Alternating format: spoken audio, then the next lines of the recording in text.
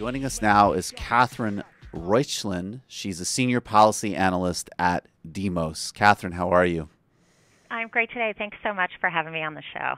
It's my pleasure. Did I get your name correct? Close enough. Closer than most people. Closer than most people. Okay. I didn't really grading on a curve on your last name. Okay. Why don't you say it one time so everybody gets it? And my name is Catherine Reutschlin. I'm Catherine a senior Reutschlin. policy analyst at Demos. Okay. Yeah. Sorry about that, Catherine. But it's really great to have you on. And you have a couple of recent pieces that you've written for the Demos blog, the Demos Policy Shop. And I want to focus specifically on one that you wrote very recently called "Markets Don't Stop Racism, but They Can Perpetuate It." And before we get into the specifics of this write-up, which is really, really valuable, everybody should look at it, and there's a link to it on the Majority Report blog.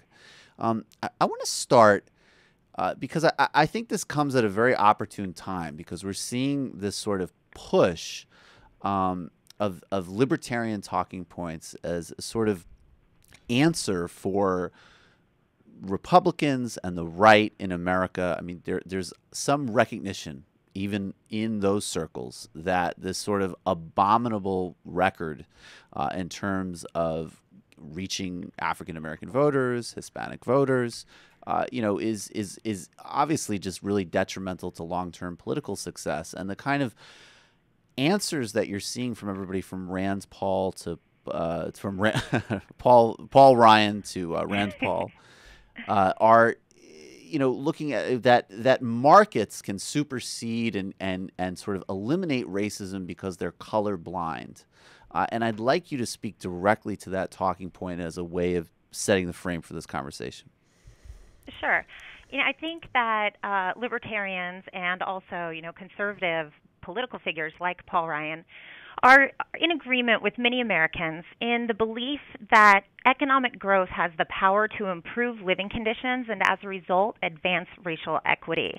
And I would agree with that as well in a general sense. But because we've ignored the reality of racist outcomes and unequal history for so long, structuring markets with race-neutral rules actually reinforce the differences that have been accumulated over time. The economic model that talks about racism in the market is a conception of markets as a bunch of rational actors and racism as an additional cost placed on a racist employer. Right. So in the labor market, it's conceived as paying extra in order to avoid hiring people that you don't want to be around. But that's not actually the way that racism plays out in markets in general. In fact, one way that you can have a racist market outcome without any racist, in power of employment choices is by just intensifying the racial competition between workers so that black and white workers don't bargain together. And as that competition intensifies, it puts downward pressure on the wages of both. And in that sense, employers can actually benefit from racism in the market, and there's no incentive to eliminate it.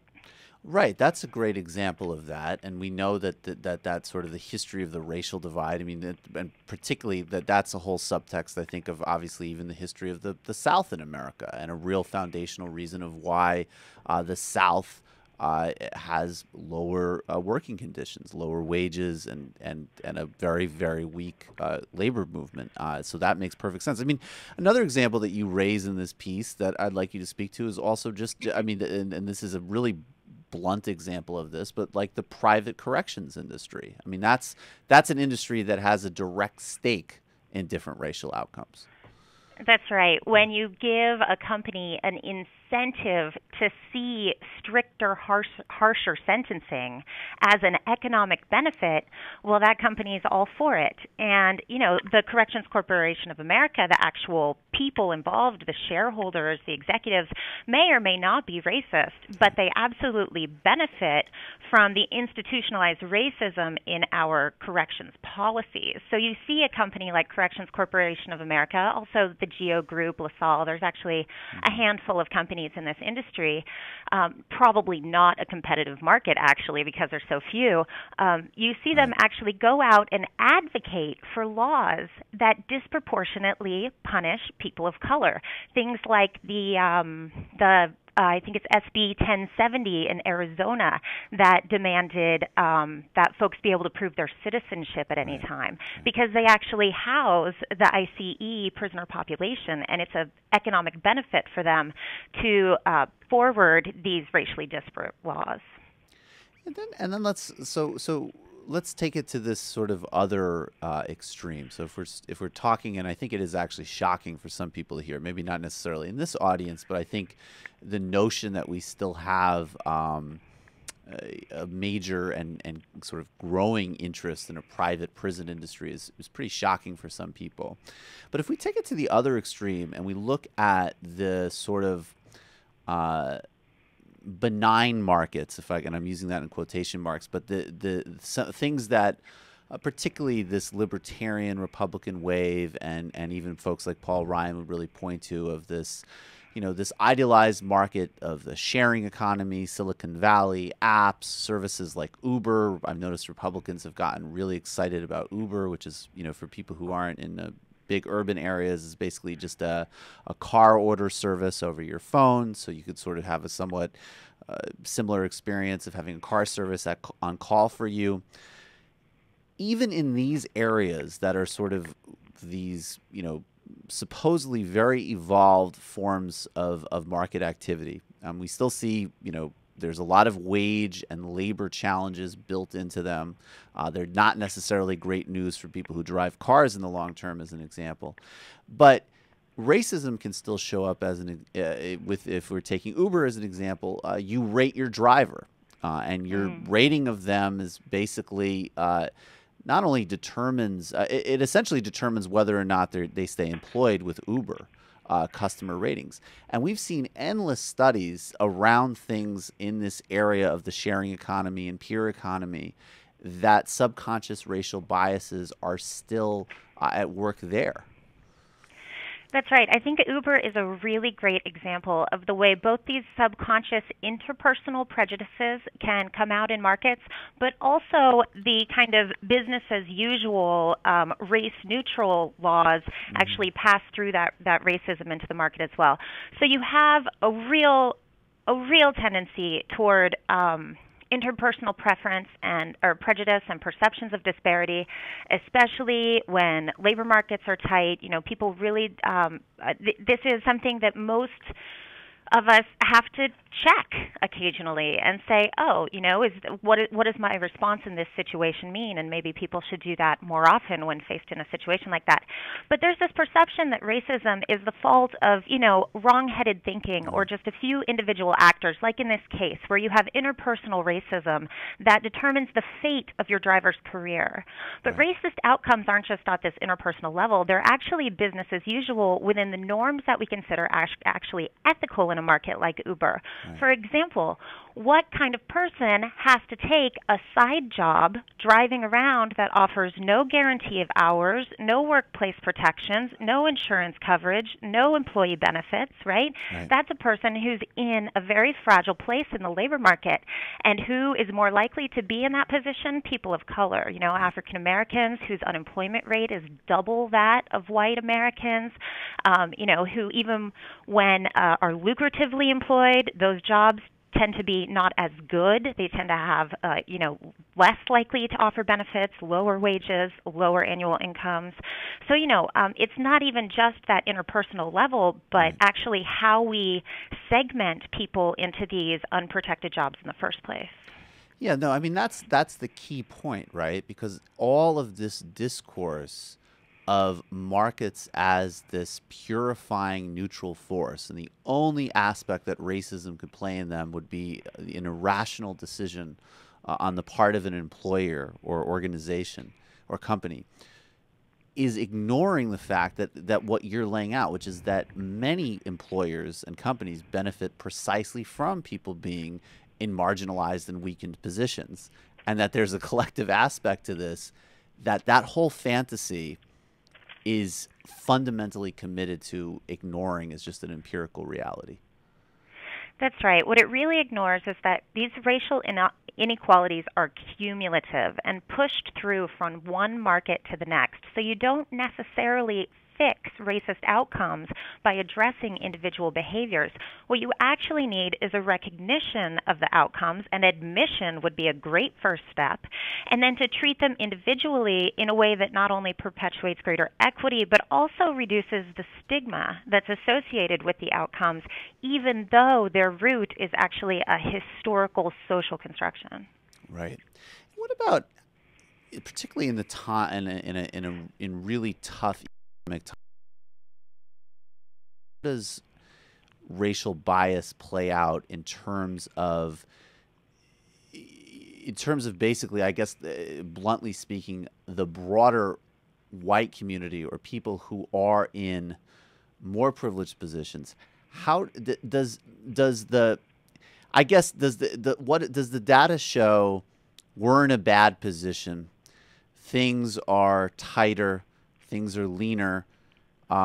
Maybe we should think a bit more broadly and collectively to sort of ensure better outcomes for everybody, or should I pull back and sort of grasp what I have, and I'm less concerned about these broader themes? What does the data show with regard to that?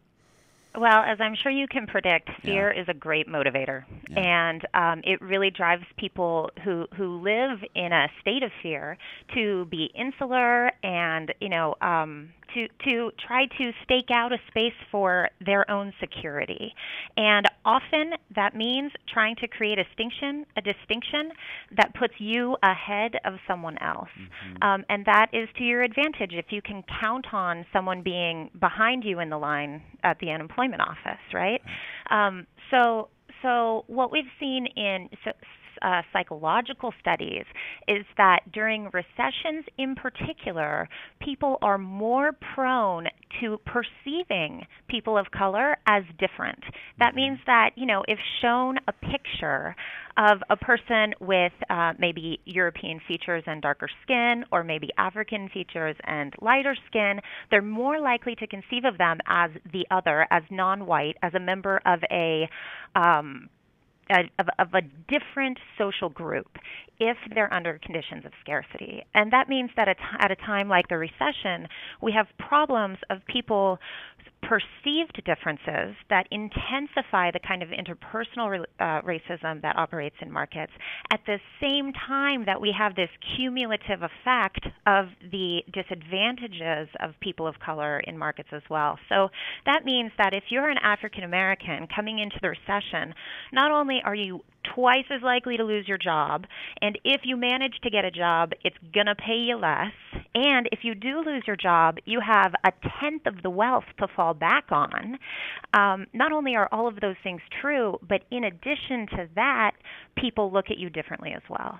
Right, so there's sort of a three-step process here, because the other point that you raised and you're alluding to there is you're already talking about, before this game even begins, the demographics and the realities of much, much lower baselines in terms of wealth, social capital, and connections, as an example, the African American community. Then you have economic recession and real, implosion in 2008, 2009 that hits everybody, basically. I mean, or most people. And then, we move in response to that. I mean, the United States, not as extreme as Europe, and there was some stimulus and some response, but really mainly an era of austerity with attacks and hits on government that, again, disproportionately affect like a black middle class. So those are the sort of three steps. That's right. And as a result, from the recession, our racial equity in the United States actually went back in time. We lost the gains that we made in terms of equality when the economy was booming in the 90s, and we're back in our labor markets to where we were during the civil rights movement. And that is, what makes us such an urgent problem right now, but also really shows that there's never a time in our history when inclusion and opportunity for people of color was not an urgent problem. problem, right? Even in the 90s when we were making gains, this was a very fragile system. And because we didn't institutionalize those systems, because we didn't, recognize and perpetuate the practices that would better our equality of opportunity, we've actually lost it in a very short time. Right. And so getting back to the broader context that we're in. So if on one extreme, the Marco Rubios, the Paul Ryans, the Rand Pauls of the world are doubling down on a market fantasy, a sort of story that has never really existed in reality, and has been shown, to the extent to which we've actually experimented with policies and implemented policies inspired by it, really disastrous results, whether in financial deregulation or austerity or wherever else. On the other hand, and it can't come fast or soon enough, we are finally seeing in some areas a real conversation about structural wealth inequality and how that's holding back not only things that good liberals like us care about, which is, like justice and equality and opportunity and eroding our democracy, but it's also really hurting economic activity, and it's really degrading the labor force, and it poses some very long-term threats to the economy that even, people like any kind of serious analyst working for a bank would worry about if they were thinking in any sort of strategic or long-term terms. But it seems that the challenge, though, that's very interesting, and because on one hand it is very appealing to say there is this inequality crisis that really does cut across many different sectors. It's someone who used to be comfortably in the upper middle class who's seen their wages go down and down and down. It's a privileged kid who got to go to a good college who's entering sort of like airless market, just a intern to internship, right? And maybe getting supported by their parents if they're lucky.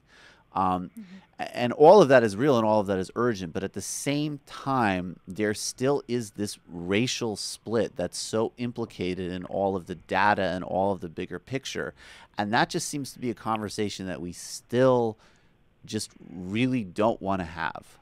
And, and including very much as the Democratic Party or as progressives, how do we start to have this broader inequality conversation that we need to have that implicates everyone, but at the same time highlight and forward what you're writing about, which is there are very specific racial components of it? That's right. And, I think that the events in Ferguson over the last couple of weeks really demonstrate why this is a crossover issue between economic inequality and democratic equality and participation.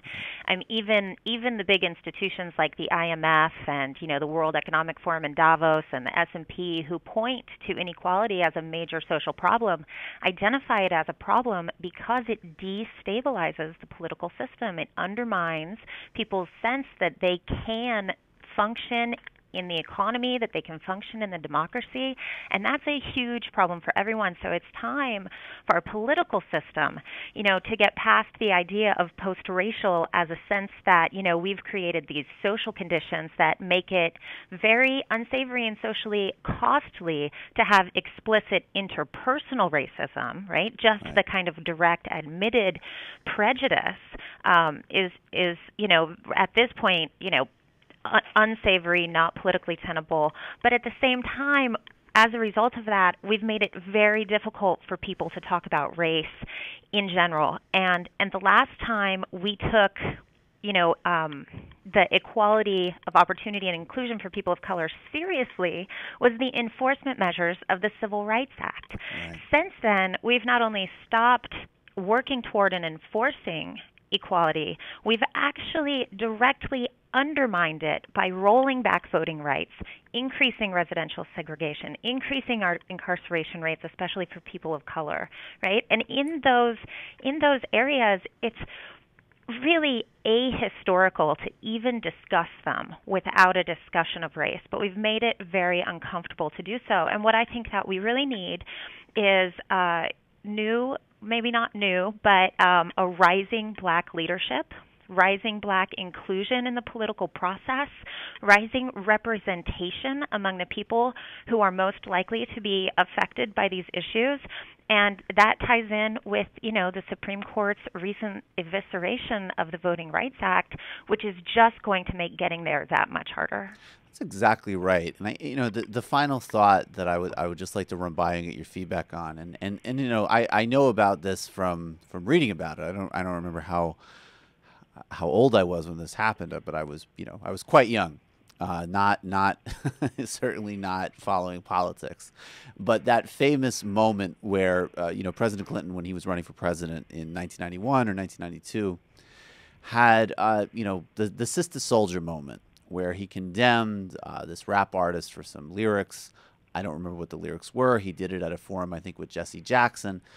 And this moment of this sort of racial opportunism is heralded as this, that's when Bill Clinton really showed that the Democratic Party was not going to be, the kind of obvious code word was special interests, not going to be held captive by these special interests and really represent all of America.